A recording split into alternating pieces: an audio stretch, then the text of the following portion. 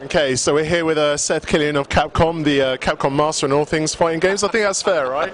I like the fighting games, yes. Yeah, well, I've given you that title now, so run with it. I'll take it. Yeah, absolutely. So you guys have announced Nemesis and Doctor Strange for Ultimate Marvel vs. Capcom 3. What can you tell us about Nemesis? How does he play? How does he work? He's exactly what you might imagine. He's a brute. He's got actually, so he hits, I think, right now he hits harder than anybody in the game, so the combos I consider as bread and butters do about 80–90% against many of the casts, so maybe we got to tone that down a bit. But he's also got massive range, so you know he has his normal hands and feast, but also uses the tentacles, has great grab involving the whole transformation of the Ouroboros. But he's just a brute and has hyper armor, super armor on his moves, so he just can power right through whatever's going on and deal a ton of damage. And what happens if you have, say, Chris Redfield or Jill versus Nemesis? Do we have a special intro? We always play around with that stuff, so we're actually going back and forth on what exactly that's going to be, whether it's going to be dialogue that's going to be cute, but you can expect some sort of fun interaction.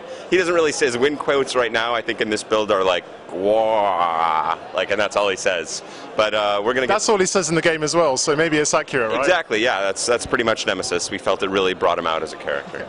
Wow. Sounds like he has a lot of personality, absolutely. And what about Doctor Strange? How does he play? I presume it's not normal. You know, he is, but he's very tricksy. So, I mean, he's the Sorcerer Supreme, so you can expect a lot of tricks, a lot of teleports, different styles of teleports. He's got things like the illusion, which is just back and C or hard attack, which causes him to instantly teleport if you attack him.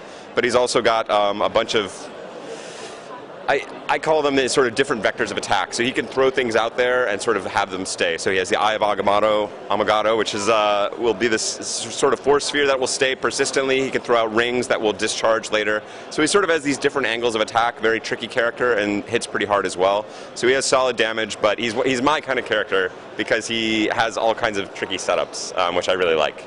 Sure, and one last thing to round off with, he wasn't announced today, but Rocket Raccoon was previously announced, and I think a lot of people's reaction was WTF. Yeah. What can you tell us about Rocket Raccoon and how he plays? Because I understand you've discovered an unblockable setup with him, and that's the question I've been asked to pass on to you, Seth, is what the hell have you found with Rocket Raccoon? Well, let's just talk about Nemesis and we